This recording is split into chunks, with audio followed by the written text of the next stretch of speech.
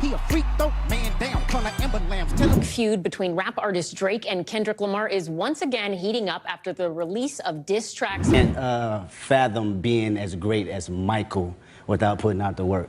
So 11 is perfect. By now, you've probably heard about the big rap battle between Drake and Kendrick Lamar. All summer long, their feud was impossible to ignore. It felt like every other hour, they were dropping new diss tracks, taking shots at each other. But then Kendrick Lamar released Not Like Us, and that changed everything. The song became a massive hit, winning 5 Grammy Awards, including Record of the Year and Song of the Year. And if that wasn't enough, Kendrick even performed it at the Super Bowl halftime show, smiling straight into the camera as he called Drake a pedophile. Yeah, at this point we've got a clear winner.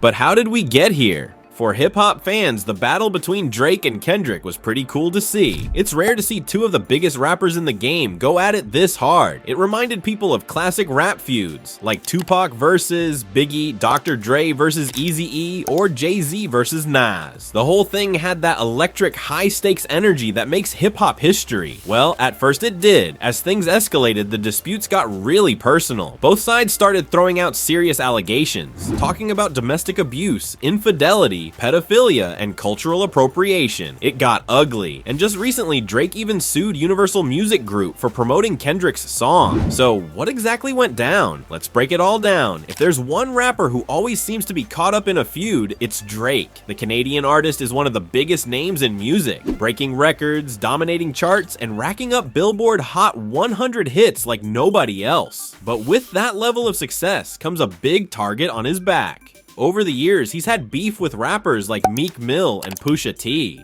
Meanwhile, Kendrick Lamar has been racking up critical acclaim in a way Drake hasn't. The Compton-born rapper has won Rap Album of the Year at the Grammys 3 times, performed at the Super Bowl 56 halftime show with Dr. Dre and Snoop Dogg, and even won a Pulitzer Prize for his 2017 album Damn. But this feud didn't just start out of nowhere. It's been brewing for years. Back in 2013, Kendrick called out nearly every major rapper in the game on Big Sean's song Control. He name-dropped Drake, J. Cole, Pusha T, Meek Mill, A$AP Rocky, Tyler, The Creator, and even Big Sean on his own track. I got love for you all, but I'm trying to murder you nays, Kendrick rapped. That moment helped solidify him as part of hip-hop's Big Three: Daphne, Kendrick, and J. Cole. It was a title the media gave them, and even J. Cole referenced it in his 2023 song, First Person Shooter, where he rapped, "Love when they argue the hardest MC, is it K-Dot, is it Aubrey, or me? We the Big Three like we started a league, but right now, I feel like Muhammad Ali." But there was something odd about that song. Kendrick wasn't on it. He didn't like the so-called Big Three title either. To him, there was no Big Three, and there was just one. So on March 22nd, Kendrick responded on Future and Metro Boomin's Track Like That, saying, "Fuck the Big Three, it's just Big Me." And this is when the real battle began. J. Cole was the first to fire back. On April 5th, he dropped a diss track called 7-Minute Drill on his mixtape Might Delete Later. On it, he took shots at Kendrick, rapping that he had fell off like The Simpsons, and that his critically acclaimed album To Pimp a Butterfly put any use to sleep. But the response from fans? Not great. People were confused. Why was Cole dissing Kendrick while also praising him on the same song? The backlash hit fast, and a few days later, J. Cole apologized at his own Dreamville festival. Not only that, he actually deleted the 7-Minute Drill from streaming services. "That's the lamest shit I ever did in my fucking life," Cole admitted. "It felt terrible." And just like that, he was out of the beef.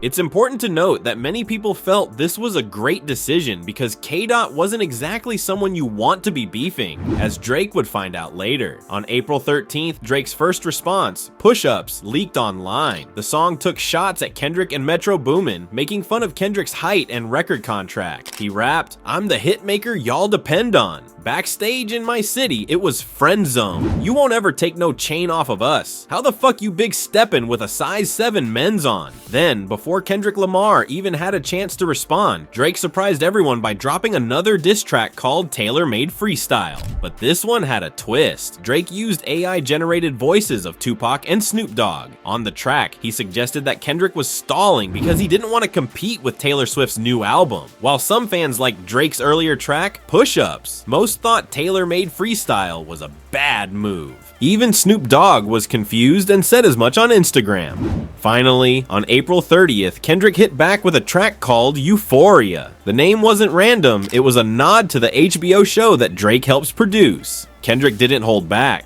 "You're not a rap artist, you're a scam artist with the hopes of being accepted," he rapped. He also criticized Drake for using different accents in his music and for casually using the N-word despite being mixed race. "How many more black features till you finally feel that you're black enough?" Kendrick asked. He also took a shot at tailor-made Freestyle, saying it made Tupac turn in his grave. At first, Kendrick shot a warning at Drake though. "We ain't gotta get personal. This is a friendly fade. You should keep it that way." 3 days later, on May 3rd, he followed up with another track, 616 in LA. Drake didn't waste any time responding. That same day, he dropped Family Matters, an almost 8-minute long diss. In it, he made some heavy accusations about Kendrick's personal life, even bringing up his fiancée Whitney Alford. "You the Black Messiah, wake up a mixed queen and hit vanilla cream to help out with your self-esteem," Drake rapped. Then he made a wild claim. He suggested that Kendrick's child wasn't even his, but was fathered by Kendrick's manager, Dave Free. Kendrick wasn't about to let that slide. Within an hour, he fired back with Meet the Grams, a track where he directly addressed Drake's family. Yes, within an hour. Almost like he knew when and what Drake was going to say, he wrote verses as if they were letters to Drake, his mother, and a mysterious third person who he claimed was Drake's secret daughter. He didn't hold back, even comparing Drake to Harvey Weinstein. "Nah, is like him should die. Him and Weinstein should get up in a cell for the rest of their lives." At this point, things were getting serious. Critics weren't just watching the battle for entertainment anymore. People were genuinely concerned. Just a day after Meet the Grams dropped, Kendrick followed up with Not Like Us, where he accused Drake of having inappropriate relationships with young women. He even threw in the now famous line, "Trying to strike a chord, and it's probably a minor." For many, the damage was done, but Drake kept swinging back.